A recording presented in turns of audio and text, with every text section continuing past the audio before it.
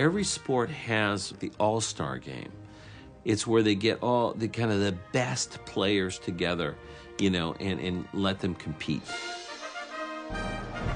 We've come up with a World Grand Prix, which is a 3-segment race to try to find the best racer in the world. We started with a Formula Racing champion, which ended up being Francesco, of course.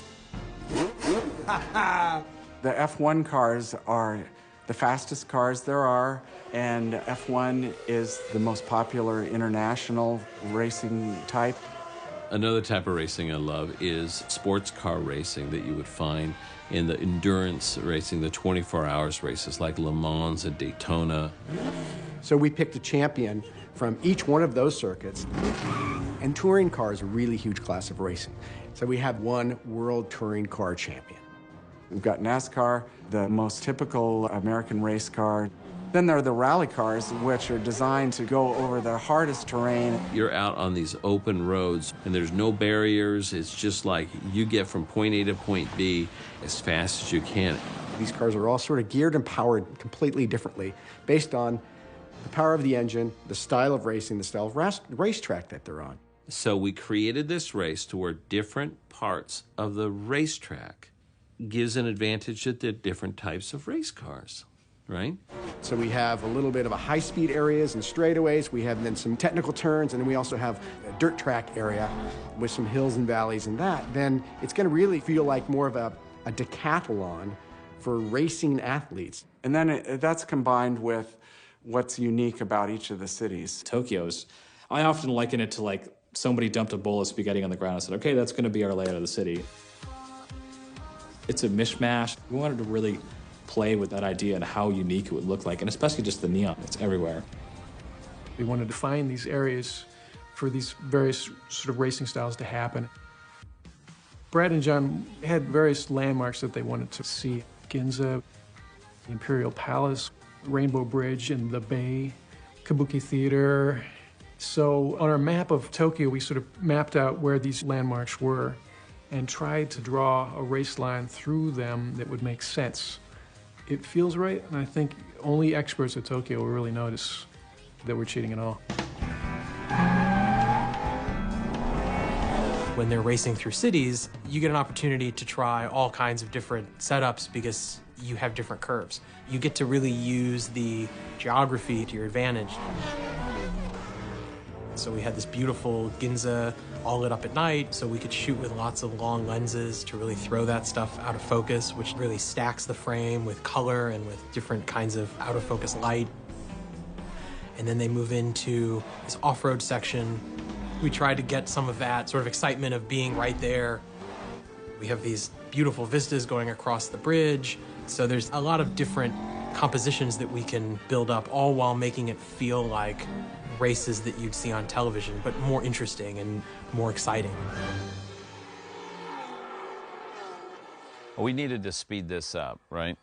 Did you guys get that note? Do you want to see? Yeah, I would like to make them more like... You feel like, well, I drive a car every day. I know exactly how a car should move, and you know, you sort of think that you probably have a pretty good idea what racing is, and then once you get in the car and you're actually racing it, you realize what these guys are actually able to do with these machines. What we want from an animator is that's how a race car would race. You want to start with that, and if you're struggling to get that from day one, then you're not going to get to step 2 of that, which is, well, what's the disposition of this race car? The animation crew got to go to the Infineon Raceway up at Sears Point and get behind the wheel of some souped-up cars.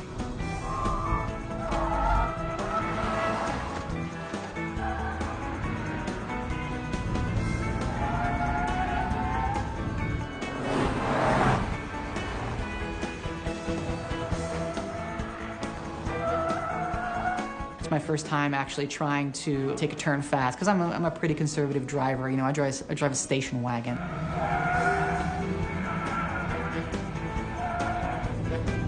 First time out, it was just like, I said, yeah, oh God, and just boom, boom, boom, and I ripped over like 3 of them. I was terrible actually in the car.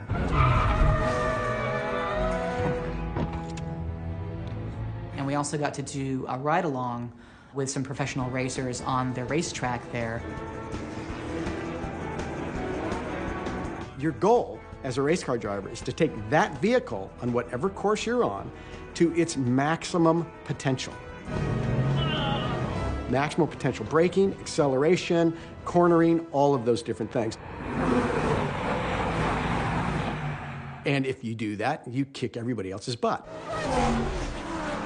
It's always tricky to find the balance between character and car. In the race sequences, we tried to be a little more authentic and treat them more like real race cars, but we do try to find ways to vary their personalities within the race. In the beginning of the race, there was all these different car racers, so we have to come up with different warm-up movements for each kind of character.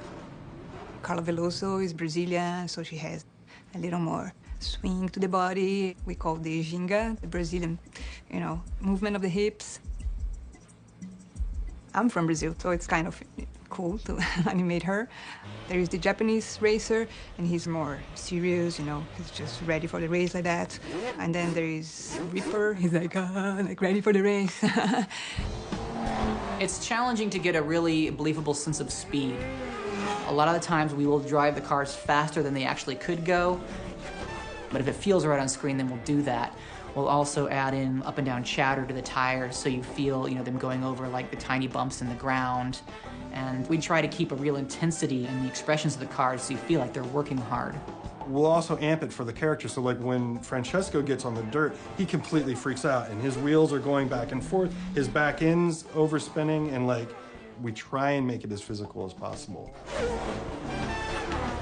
Because we are such big race fans, we wanted the World Grand Prix to be logical, to be something that could happen, and for all the race fans out there to look at them and go, yeah, this would be cool.